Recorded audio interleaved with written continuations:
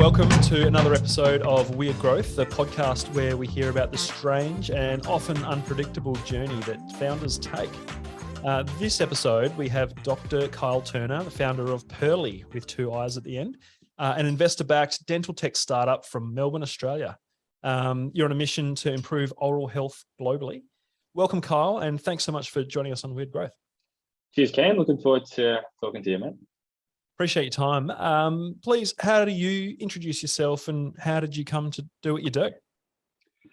I don't drop the doctor very often, so thanks for that. Nice little. You're welcome. But I'm a fake doctor, a PhD doctor. So I'm an epidemiologist. I started Pearlii about 4 years ago now. We've grown a lot, raised capital. It's been an unpredictable journey. I think you said it in the introduction. Yes. But yeah, we're going pretty well nowadays. It's really enjoying it nowadays. It was crazy, especially during COVID. In being in Melbourne was really tough. I can imagine. Yeah, love to get stuck into that story. Actually, before we do, I have a pop quiz for you, which we ask everyone on the show. If you were to start from scratch today, a new business, what would you be doing, and who would you be helping? It can't be Pearlii. No, something completely different. Obviously, that's your focus now. But yeah, is there anything else that's sort of in the back of your head, or something that you would focus on if you were to do something? I've got one idea. I want to do like an accelerator program for artists. So 3 months, you can be in residence, and the deal is you put a concert or an exhibition at the end, and the profits from that fund the next cohort. Something like that. That's cool. Are you an artist yourself? Is that? No, I got a lot of gigs, and I love art. So a lot of friends. I'm a wannabe. Yeah, yeah, a roadie or a groupie. Yeah, just happy to be here. Love it. Well, thanks, mate. Well, look, really keen to learn about Pearlii. What is the problem you're solving with Pearlii? Dental tech. What does that mean, and what are you doing with Pearlii? Well, I'll tell a little bit about what our technology is, and then I'll ask you a question, and then hopefully that highlights the problem. Sounds good. So I built an algorithm for AI that detects tooth decay, gum disease, a range of oral diseases. Mm-hmm.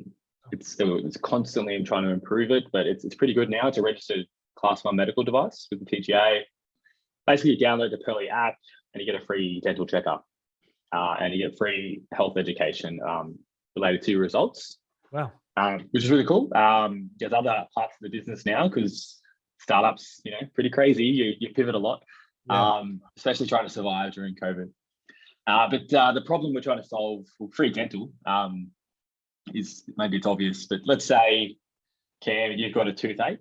It's really affecting your life, and you're part of the 35% of Australians that rely on the public dental system, which is bigger than most people realise. So you've got a toothache and you need to book a general appointment. How long would you expect to wait to be able to see a dentist? Well, probably from my experience with not public dental, I'd expect 2 or 3 days. In Melbourne, it's 3 years for an appointment. 3 years? Sydney's about the same. It varies between 2 and 3 years amongst the states. It's much worse if you're out back. That's unbelievable. So yeah, dental's fucked. It's heavily privatized. 90% of dentists work in the private industry. It costs like nearly $1,000 if you needed a filling, because you get the general appointment, X-ray, and then the actual filling. Most people can't afford that. So they neglect their oral health. They don't want to go to the dentist because they don't want to know. It's a chronic disease. It builds up over time. It gets worse through that neglect. And we're trying to raise awareness. So at home, you can actually just, inspect with the help of AI your own oral health. You don't really need to spend all that money. That's what Pearlii is. It's evolved a bit now, but that was the core concept about 4 years ago. Yeah, amazing. I love that. I think a lot of people will be very surprised at that stat. And it has a lot of other ramifications as well, I suppose, with people's health. It's not just about the first sort of order problem of the toothache. If you're not eating properly, or you sort of have it probably causes other issues as well. Yeah, it does. So my background's in epidemiology. I study diseases. Mm. It didn't work on COVID. I feel pretty bad about that. Had this bloody startup, but yeah, it all starts in the mouth. It's where we eat and drink, and a lot of bacteria builds up in the mouth if you don't have good oral health behaviors. You don't brush, you don't floss, which a lot of people don't do, and those bacteria can become quite harmful. They get into other parts of your body. There's strong links to heart disease, diabetes, dementia, and the most important thing to highlight is that it's fully preventable, just with good oral health behaviors and regular checkups, and your gravy. Yeah. But a lot of people don't have access, can't afford it, or don't know about the importance of this. So your very first customers, how did you reach them? Yeah, okay. So, just briefly about AI development. Yeah. Maybe there's 3 parts, and the algorithm is actually the easiest part. Yep. The hardest part, particularly in health, is getting data, because all the privacy issues in healthcare. Yep. So I had to get data to build from real life patients. Yeah. Yeah. Like, imagine me going up to you, going, "Hey, can I take photos of your mouth?" Just like really get in there. So most people were weird about it. I ended up in 2018 having booths at parties and giving a beer if you give me 5 photos of your teeth and gums. Uber drivers, anyone on the bus, like, it's photos, and then ended up paying people online. Wow. And I got the data set, so I had, not a big one. Yeah. And then you need, the other challenge is domain expertise. Mm-hmm. In my case, dentists, and they're really expensive. I now have a team of dentists working full time in India, just because I can't afford dentists here. Yep. And they're amazing. So they're just full. We've got over 50,000 images now, and they're just labeling constantly. We're trying to improve the algorithm. But yeah, they were the 2 biggest barriers. So it took me over a year, and then I built a shitty app. Yep. With this really crappy algorithm, but it kind of was working. Yeah. We don't say shitty app, we say MVP, right? Sorry, yeah, MVP, very, very MVP. Yep. And then I could go to an investor, and I built up my network in Melbourne. I moved here in 2018. I failed the first startup in England, and I moved here. I wanted to do another one, Mm-hmm. and took 2 years to really get that first app, and then build up the network. And I could pitch that to investors, and I could actually show something. I could take photos of their mouth, and they would be like, "Wow, it's pretty cool." And that's so the first customers were friends, but really investors were the target early on, because I needed that pre-seed capital to get the idea to something more functional. Yep. What was it that you think caught the investors' attention at that stage? Well, AI is a bit of a buzzword. Computer vision. Yes. But most people know that dental's, heavily privatized. It's not much has changed in dentistry. It's pretty slow to innovate. And it's ripe for disruption. It's a big public health problem. It wasn't a hard sell for them to get the concept. Yeah.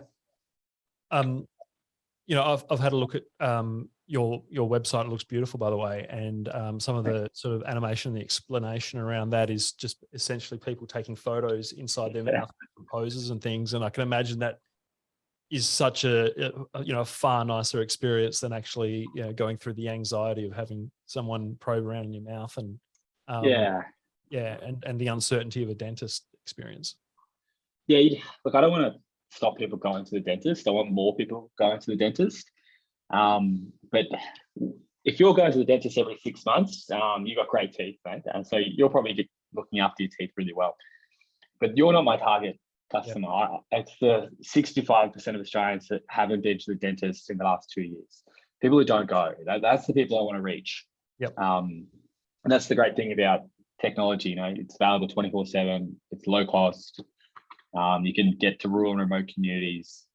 So we think tech has a really important role to play with that routine screening and education. Love it. You were able to get your first sort of data set from mates and Uber drivers, giving, 6 packs out. You're able to attract investors, solving a massive problem. You validated the assumptions that you had, built an MVP. What did you do next? What was the next step to grow from there? So we raised 200K at the end of 2019, just going into 2020. Timed it. Luckily.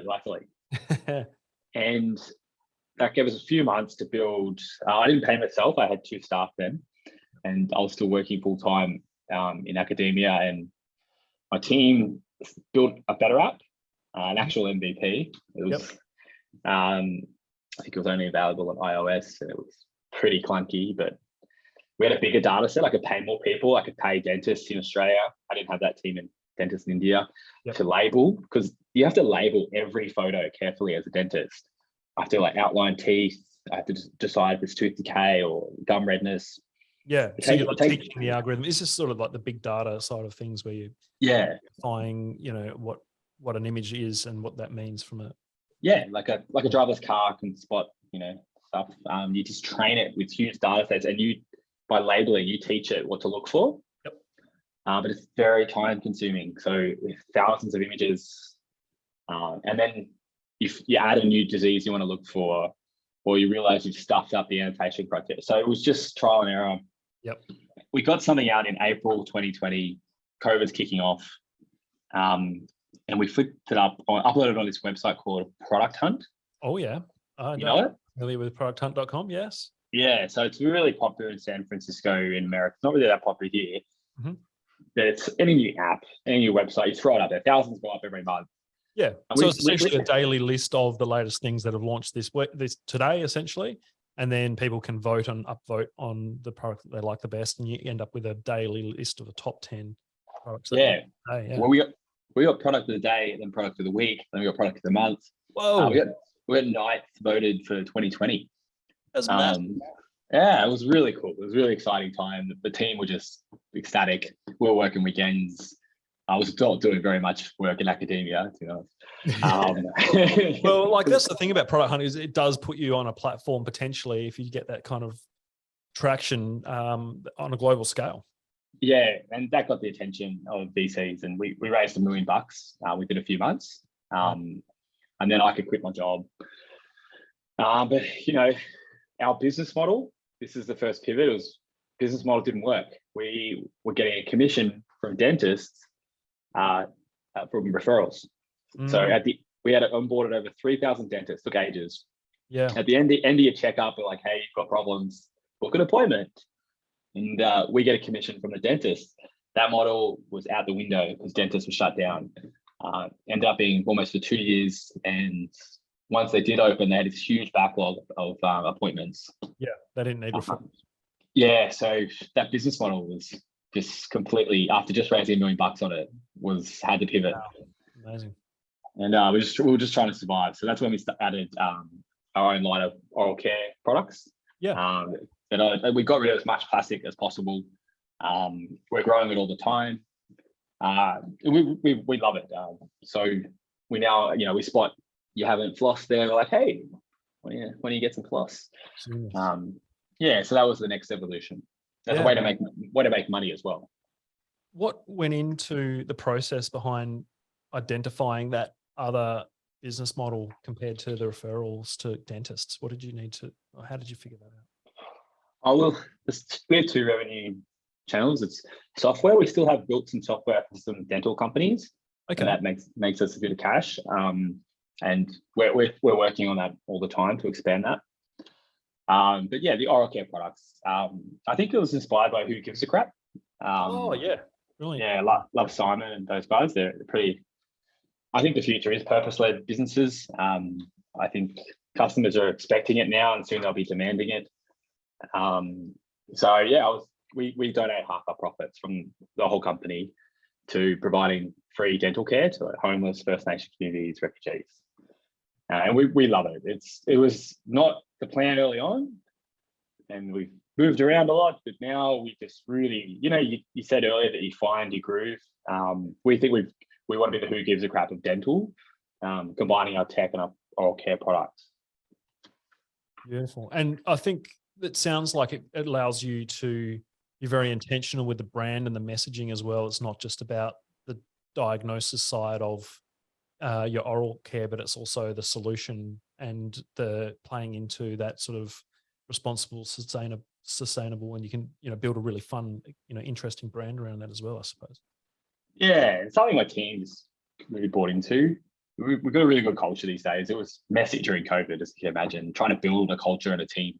Oh, But this year, it's every month we just get better, and we love that we're trying to do something that has an impact. We've got a long way to go, but it's been really good for the team, and yeah. so we just love it. But just to zoom out, like in public health, there are two sides of the coin. There's prevention and there's treatment. Yep. The Pearlii apps ticked all the boxes for prevention in the education and the free checkups. Yep. But it always annoyed me we didn't have the treatment side of the coin. So now that we donate half our profits, we're setting up a Pearlii Foundation, and we can also accept donations. We're talking to some philanthropic organisations. We want to build Pearlii dental trucks. So we've got a long list of volunteer dentists who want to get in there. Because they just get a bad rap, but there are some amazing dentists out there. Yep. And then we're driving around it. We're laser focused on getting our first truck. We're saving up for it. They're very expensive. And then we'll get it out to rural and remote communities. Very cool. What was it like when you realized, hey, this is getting serious, we're onto something here, we're actually helping people? What did it feel like when you had that realization? It's a bit of a bumpy road. It's probably been a few times. Like, shit, okay, we're really into this now. I had a friend who had really serious gum disease. So over 2 years ago, I was collecting more photos. I scanned her mouth, and her teeth are perfect, white, straight. But her gums were really bad. Her teeth were like just hanging on, and she had no idea. And when she looked at her photos, I sort of started spotting it when I was taking the photos. Yeah, she went to the dentist, hadn't been in like a decade, and she's had a ton of work done. That if she let that just get worse and worse, it could have been, it would have been much worse. So that was a really cool moment. I was like, all right, we raised awareness that she otherwise wouldn't have, and she got to a dentist faster. So that was really cool. Absolutely, and for someone you know, yeah, she's still hoping a couple of beers. It's pretty real now. We've got a board, we've got investors, we've got staff. So there's like 19 of us now. And the truck, we are laser focused on getting that first truck. So I'll be pissed if we don't get there, but we will. well on the road. It's really helpful to have a focus, like a North Star. Yeah, definitely. Yeah. And because then everything else comes from that, and it allows you to prioritize what's important. I'll cry that day when I get that bloody truck. I got the keys. Well, that'd be cool. That. Yeah, exciting, Cole. There's a lot of hype around health startups and health tech at the moment. What do you think's driving that? Well, there's a lot of problems in healthcare. With all the wearables, people have got more access to health information than ever. They can take control of their own health. AI has still got a long way to go. It's not as high. That is overhyped. But even calling it AI is kind of misleading, right? It's really machine learning or as I say, computer vision normally. It's a branch of AI that whatever. People know what you mean. Say AI. It's just easier. I think it's maybe aspirational why we're so excited about tech and healthcare is, we can improve equalities, access, reduce costs, increase speeds. It just has so much obvious potential. So it's hyped, maybe rightly so. Yeah. Pretty exciting. Yeah, no, I think you're right. And just from a market point of view, people are just so much more conscious of their health at the moment. It's something we've all been thinking about for the past 2.5 years over COVID. And in a strange way, like it's just elevated in people's sort of priorities, I suppose, looking after their health, which can only be a good thing, right? Yeah, I guess the last 2 years have been interesting. I'm an epidemiologist, so it's been pretty interesting to watch on the sidelines. It's been difficult at times. A lot of my friends just been burning out, sleeping under their desks. It's pretty crazy times. So I guess the world really did switch on to the importance of health and how vulnerable we are. I don't want to talk about COVID. I don't think anyone listening wants to hear about COVID. Agreed. How do you stand out in such a busy market? Speaking about it being overhyped and people's attention, but how do you stand out in that busy market to investors and customers? In our sector, so so Pearlii, I mean, how are you getting that cut through? How are you introducing Pearlii to new customers? What are you doing to actually get that awareness? The Pearlii app's still pretty unique. It was world first. There's been one other in Denmark that's tried to do it, but we got so many more photos. We're way ahead. Yeah, right. So that was pretty cool. And we had 1,200 downloads last week. And we're not advertising that. That's just organic. Wow. People want free dental checkups. So we've got impact investors. They really try to find impact, purpose-led businesses. So they love the mission. They love our tech. I love our oral care products, but we only started advertising those in June. So we had 6 orders yesterday, so it was a pretty slow day, but we're right at the top of the funnel, the conversion funnel. Yeah. But I know you guys could do growth, so maybe we can have a chat another time. Oh, that's all we're here for. But when you said organic, people, so 1,200 people downloading the app last week organically. What do you mean by that? Is that just essentially people are proactively looking for a solution? They're like, oh, I wonder if there's an app for that. Yeah, about 70% of those would be in Australia. That we get right anywhere in the world. I think we're up to nearly 30,000 downloads now.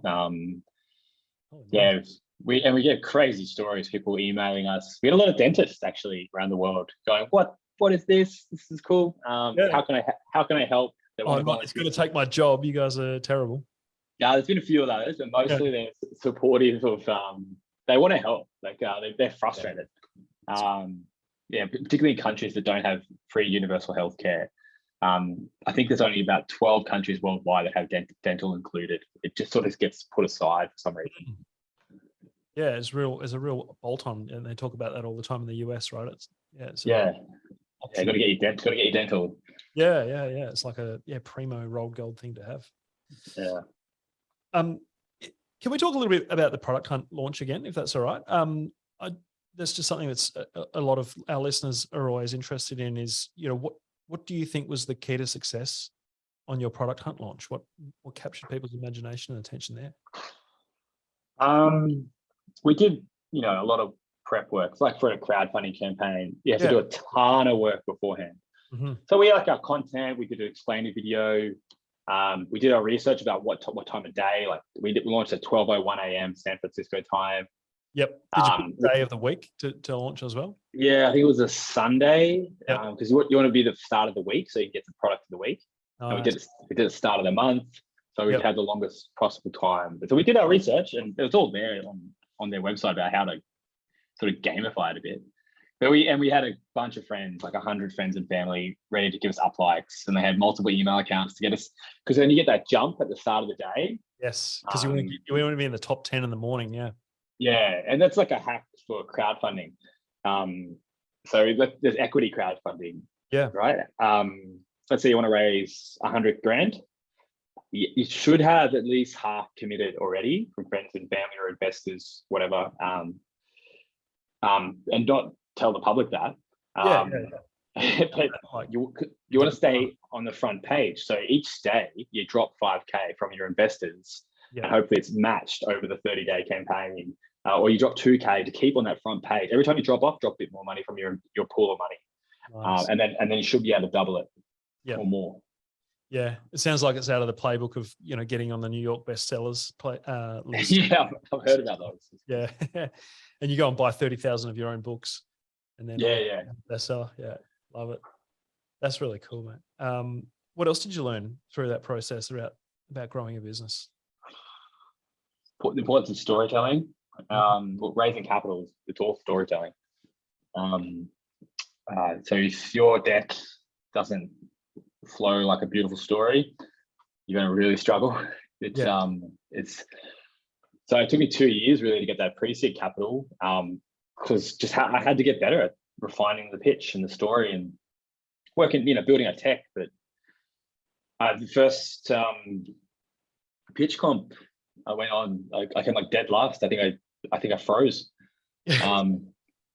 But then leading up to the capital, I was winning competitions because it was a year of pain and just watching people's reactions, like they light up on a certain word, and then you all right, take that one next time. I'll focus on that. And it's a little bit like being a comedian doing the pitching, right? Yeah, maybe. Yeah, yes, telling a good story is huge. Yeah, absolutely. It's the thing which people don't remember necessarily what you say, but they remember how you made them feel. Yeah, bring them into the story, like I did with the toothache for you. Like, that's one of my favorites. That's a good one. No, well, and it gives you that kind of like tangible, physical feeling, or you imagine how that pain must feel to somebody. Yeah. What could possibly be next for the future, Carl? Truck. I want the truck. That's our focus. Yeah. We're adding new products to our oral care line based on feedback. We're doing focus groups, and people want different types of brushes, floss, toothpaste flavors. So we've got capital in the bank. We've raised over $3 million now. So we're in a really good position that we can take our time to get the products up to a really good quality, and we can test them. So there's 3 focus next year.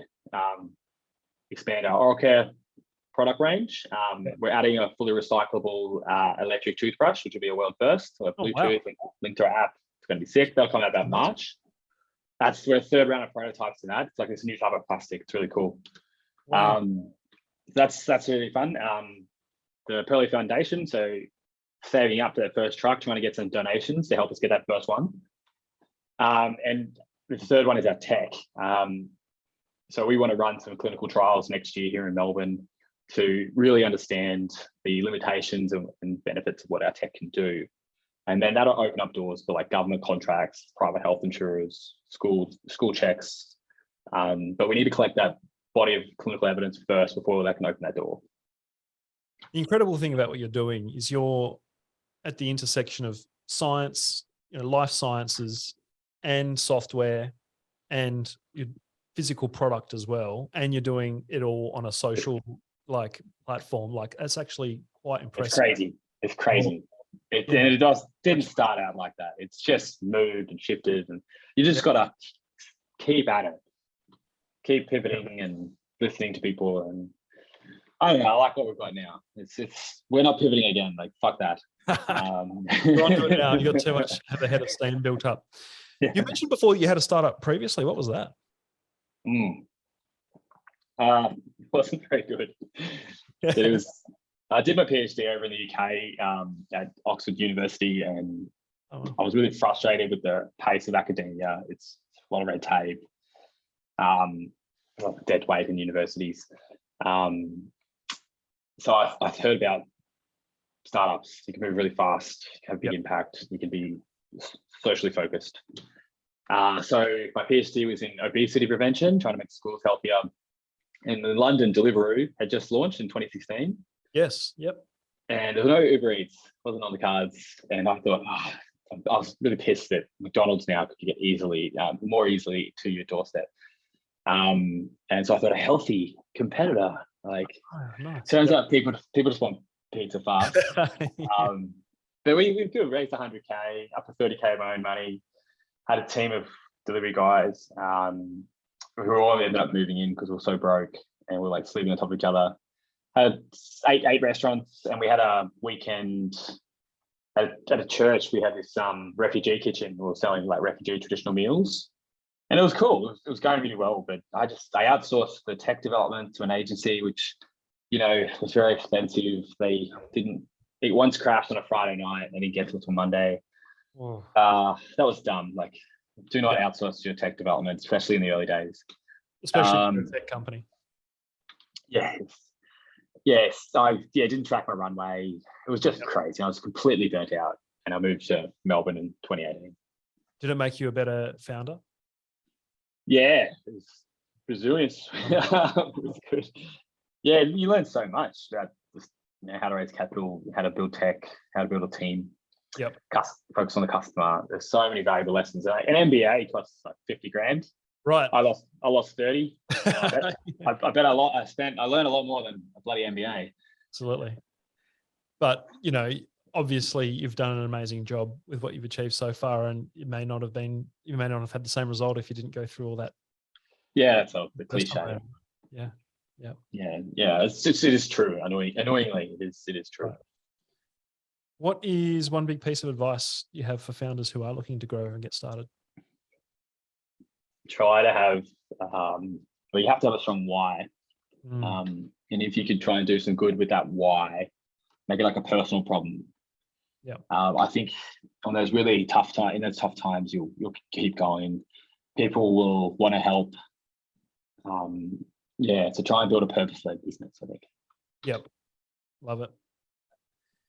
One other thing we do on Weird Growth is a little show and tell time. Doesn't need to be anything physical, but I love hearing what people's favorite tool or device or something that helps them in their life or in their work. What's your? I will show you my dog. So he's been. You see me patting. Like here he is. Yeah. Hey, buddy. Oh, hello. What's his name? This is Brian. Hey, Brian. Sorry about that. He was on chewing stuff before. Yeah, sorry if you can hear him in the background. No. He can hear me talking to someone, so he wants to see what's going on. But he comes to work every day. He's our mascot. Yep. The office is just 5 minutes away. So yeah, he's been great. I don't know what else, mate. Get a dog. It's great for office culture and vibes. Definitely. No, great contribution. Thanks for sharing, Brian. He's a legend. Well, Dr. Kyle, if anyone's interested in finding out more about Pearlii or trying it out or taking photos of their teeth and to see if they've got gum disease or anything, what should they do? It's been a while since you've been to the dentist. Download our app. It's completely free. If you like the mission, we're on. Buy your next toothbrush or toothpaste with Pearlii. They are high quality. I think the bamboo toothbrush, we went through probably over 20 different shapes and materials till we got the right one, and they are bloody good. If you buy some Morocco products, it'd be great.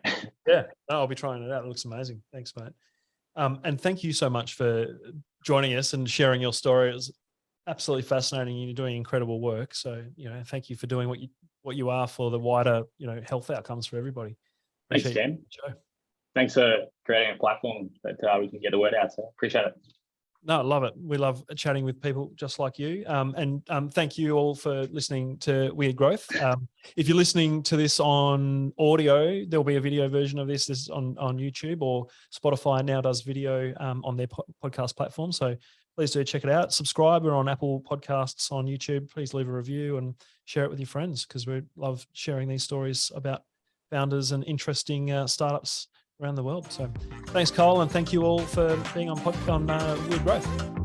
Cheers. Until next time, bye-bye.